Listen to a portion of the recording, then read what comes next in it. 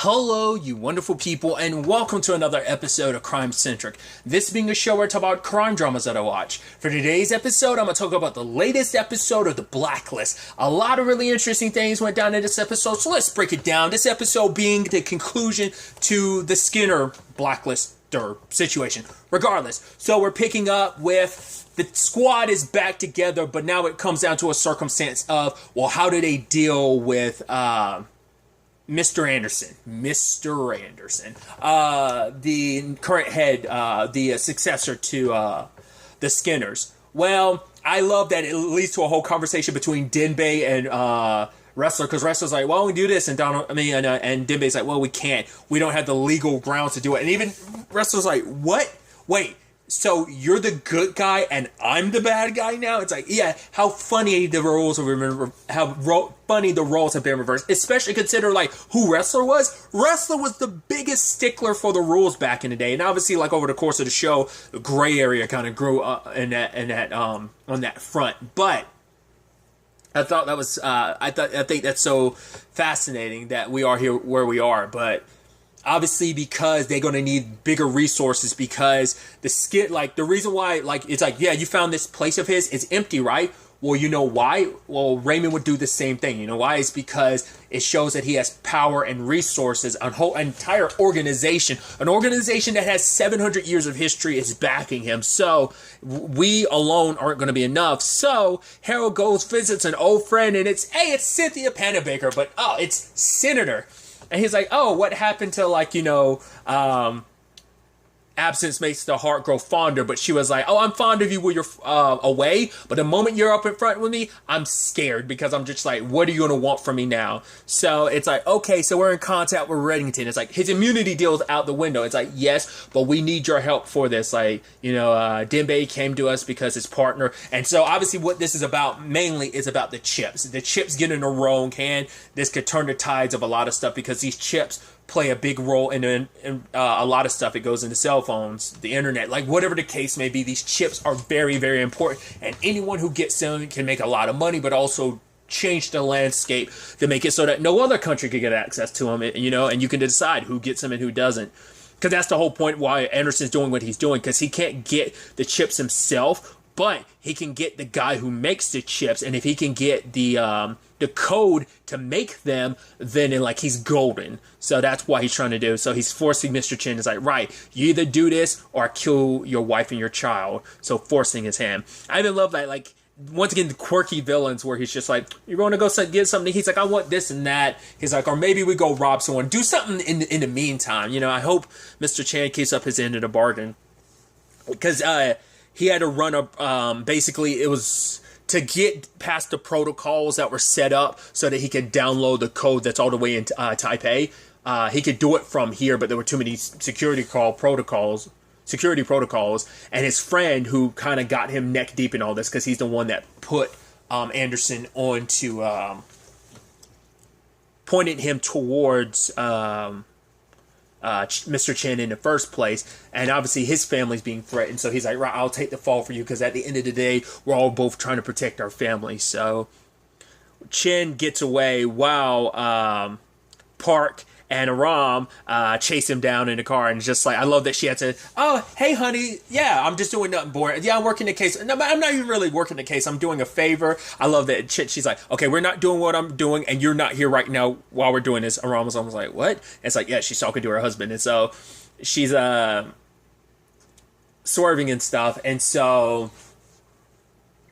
and it was just, it's like, hey, they're she talks about it being like a walk in the park, because it's like, oh man, like here, which obviously is the irony, consider her name, she is Agent Park too. So I love the fact is that just like Aram's like, yeah, next time I'm driving, because she went buck wild like behind the, it's just like, yeah, some very Fast and the Furious style driving to an extent, which is weird to say considering I haven't seen many of the Fast and Furious movies. Regardless, tangents and all that aside,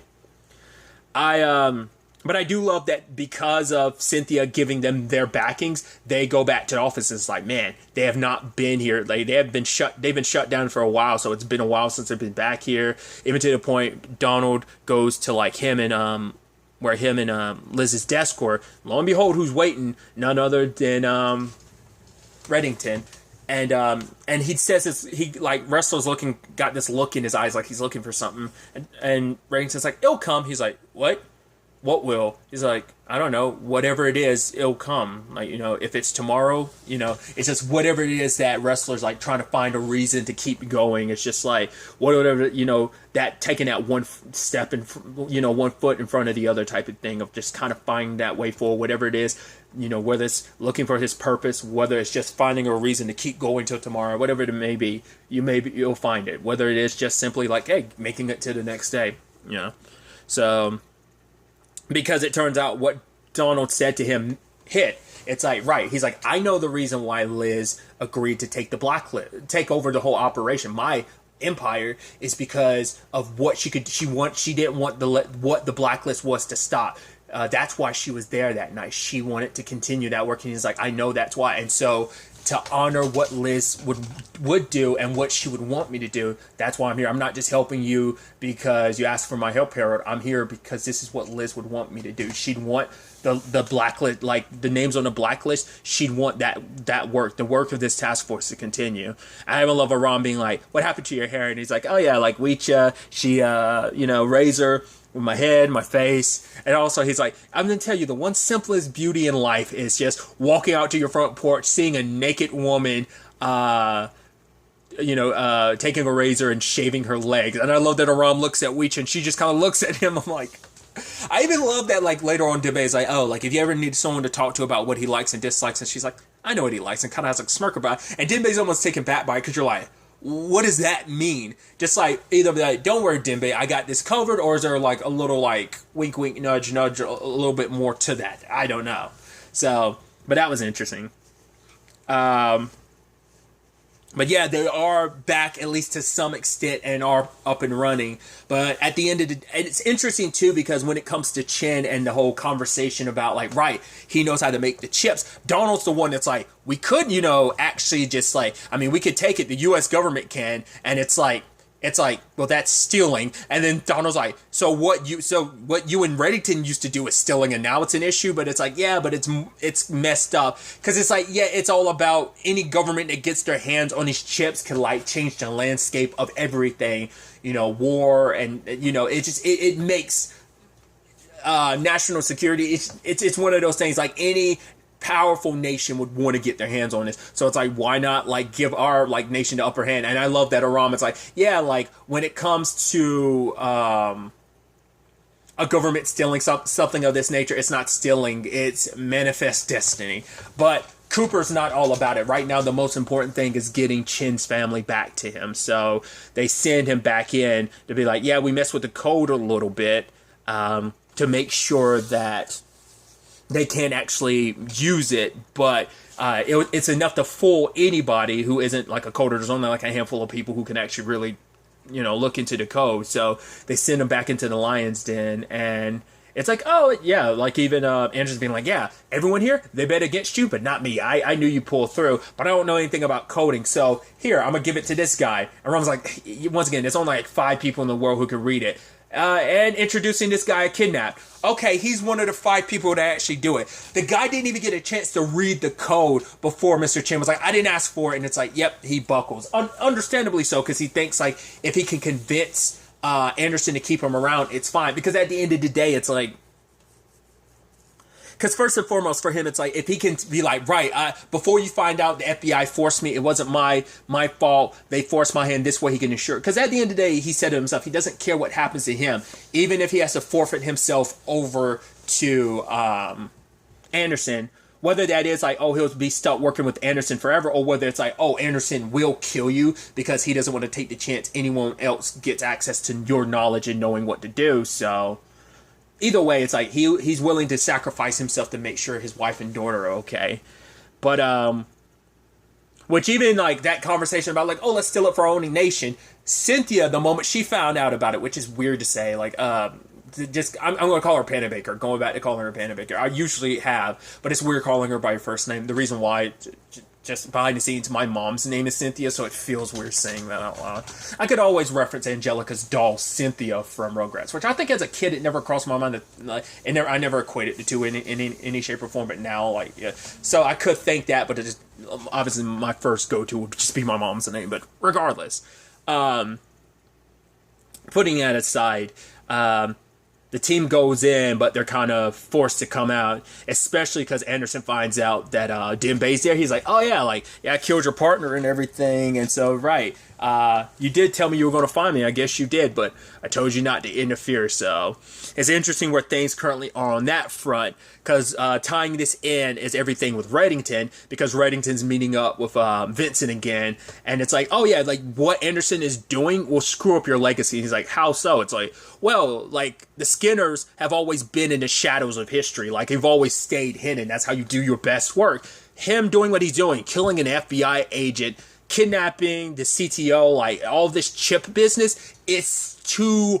public and it's going to draw too much attention. And he's even like, why are you so invested in, like, what we're up to? It's just like, you know, it's like Vincent doesn't believe, like, the offhand, like, remark about why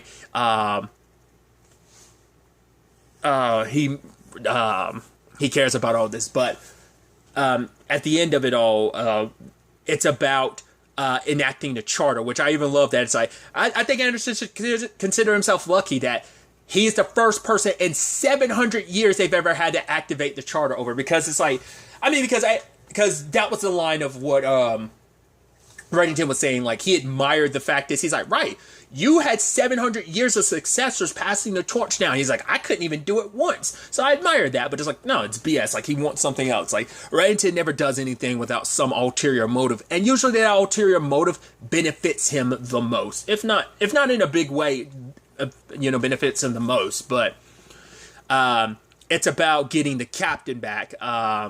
Alberta, she's his successor. I mean, she's his predecessor, because to enact the charter, you need both, like, I guess the previous head and their previous person to, like, enact it. So I love that they go and pick her up. But ultimately, it's like, right, her dementia's got worse, and so Reddington plays the role of the doctor, and it's like, yeah, actually, Doug sent us here. He's like, yeah, I'm a neuroscientist, first and foremost. It's like, oh, well, we could do it some other day, but it's like, I'm going to be out at a conference. He's like, no, if you already talked to Doug, it's fine. It's like, oh, I love, like, the grifting they do. And so it's like, cool, what happened? It's like, okay, we need to enact a charter because of my successor. And she's like, okay. It's like, who is this? It's like, this is Raymond Reddington. She's like, no shit. Huh. She's like, and she's like, give me a kiss. I'm like, what? He's like, yeah, we're parked in a fire. She's like, yes, give me a kiss. Open mouth. He's like, we are parked in a fire lane. Tongue. And no tongue, no helping you. And so, deep kiss and tongue. I'm like, what was that for? Once again, I guess it's just kind of like, you've heard the rumors about just how suave. I mean, once again, it's Raymond Reddington. It's like he's been on the FBI's most wanted list for 30 years. Plus, his name has been in the U.S. government's news a lot more recently. Over the course of the series, his name has come up publicly a lot more than just the whispers, and just when he. You know, it's like, right, you're meaning, like, criminal royalty. I mean, granted, they're, like, big-time criminal royalty, but, like, oh, to kind of be a man who, on your own, who kind of built this entire empire, yeah, that's pretty admirable. And, like, the connections, and, I don't know, it's just, like, maybe she just heard stories about him and all that he does.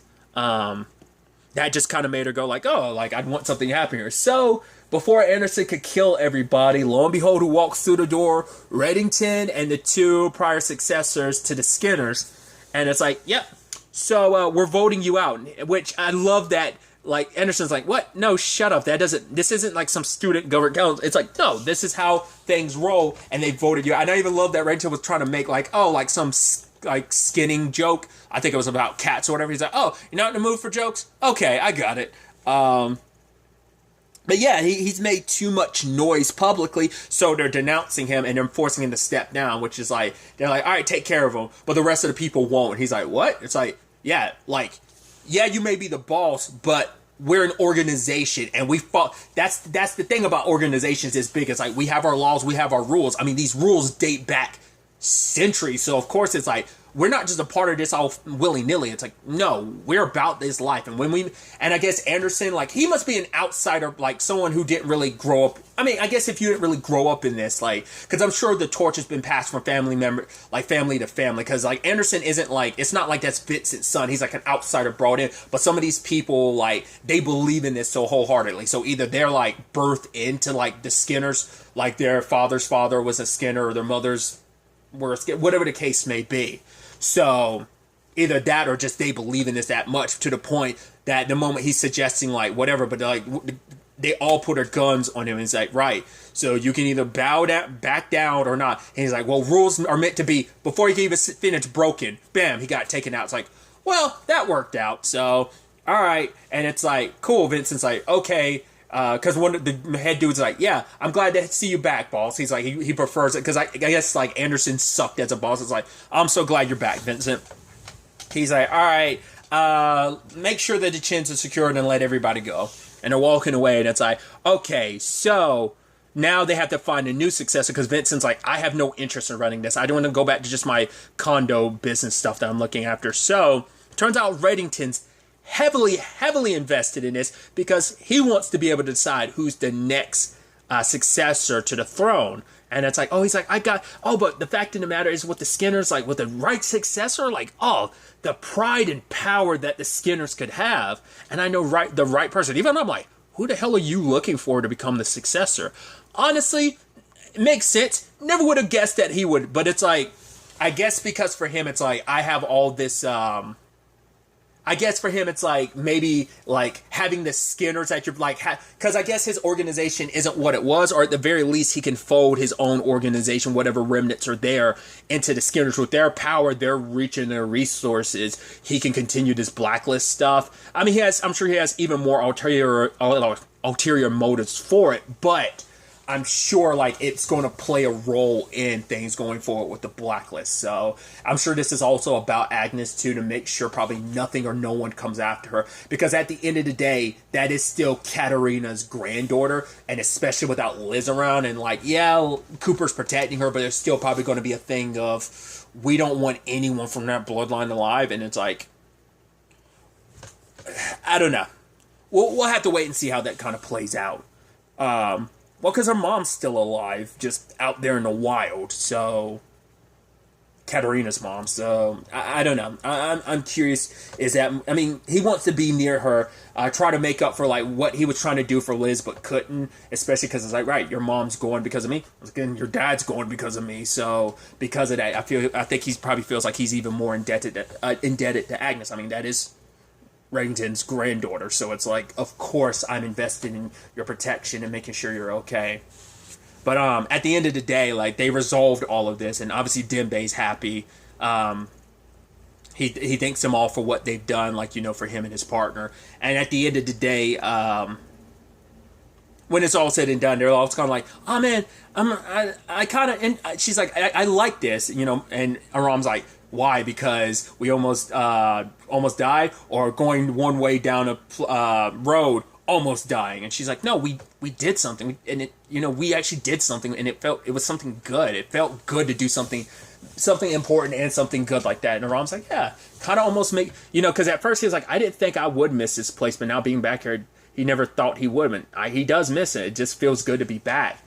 And lo and behold, Reddington shows up because they had a secret meeting with Cynthia. Now, he says there's something he wants, but he can't get it on his own, and it's something Cynthia can't get him, but to get it, he needs to work with her. Whatever it was, it has to be big time for her to reinstate his immunity deal, especially considering all the hassles you had to go through. Like, it had to be something monumentous, especially something that benefits her more so than anything as a senator. Because they did let Chen keep the device, and like, yeah, the U.S. would want it, but for Harold, it's like, the only thing was concerned about was getting you and your family back to, you know, you keep it. Like, any other government would jump at it. My government wants it, but that's not how I roll. The main thing was getting you and your family back. So whether there's any ties into that, we'll have to wait and see, like, whether Reddington's thing is that. I don't think it is, but because I did like that, I didn't talk about it, but the moment Cooper's there and Aram, and at the beginning where Aram and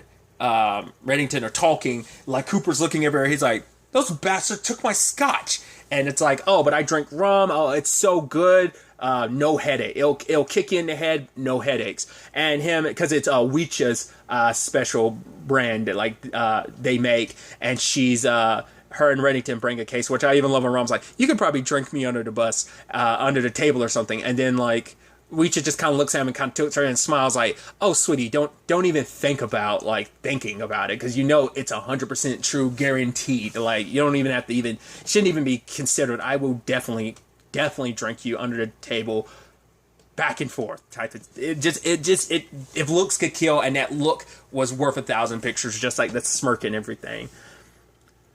But yeah, Donald as well as Harold and Aram have all been reinstated. The job is theirs if they want. If not, see you soon type of situation. So I also love that he was talking to Park, and he's like, oh yeah, congratulations on getting married. Also, all that other business you're mixed up in. And she's like, how do you know about that? He's like, well, I pay attention. Or rather, I pay people to pay attention. It's like, what else is Park mixed up in? Like, there's always like Park out of anyone amongst that organization. I mean, she has her issues, and also like she definitely has a darker side than like a lot of people there. But I'm curious, like, what else? Because is it specifically tied to her husband being up to some shady stuff that like the rest of the group doesn't know about? Like, I don't know. Or maybe it's just the business of, oh yeah, not letting your husband know about what you're up to. Pretty shady. Maybe that's all he was kind of inferring. But regardless, it's just like Reddington still got his like connections. He's always got an eye on everything. Got eyes and ears everywhere. It should come as no surprise now at this point in time. But regardless, there was this really nice moment between Dembe and Wrestler. It's like, right, his main reason for becoming an agent was because of Wrestler. And it's like, yeah, like Reddington admires you not because of what you do, but who you are. And he's like, if there's anything I can do to help you through any of this, let me know. Just even if it's in time, just let me know. Like, I'll help you whatever way I can to kind of process. Because she's trying to make it seem like he's okay, but he's not, especially being back, especially like, you know, not having Liz sitting across from him anymore. Losing the woman you love. I mean, let's not forget that also because this is the second time that's happened to him, because he lost his, because him and his ex were getting back together, like, or at least connecting more. Wasn't that during season 1 or season 2? I want to say that was season 1, and she died like over the course of things. So it's like to lose someone else you love like that again, it's a lot. But aside from all that, Reddington, and Harold talking about, like, right, I know you have your ulterior motives of, like, Agnes is part of the reason you're here, but I know there's other reasons, but, and he's like, unfinished business. And he's like, now, why do I feel like those aren't mutually exclusive, like Agnes and the unfinished business? But whatever the case may be, he's like, old friend, it's like, oh, he's like, old friend. He's like, yeah, for the first time in a long time, I feel stronger than ever. And that's when we see him getting the tattoo and being welcomed as the new leader to the Skinners. So I'm very excited to ultimately see where all of this takes us going forward into the next episode. Task Force is back, baby, in full force. While things have changed, it's always fascinating how much they stay the same. But till the next time we meet, be happy, be safe, live life to the fullest, and enjoy it. Good day and goodbye.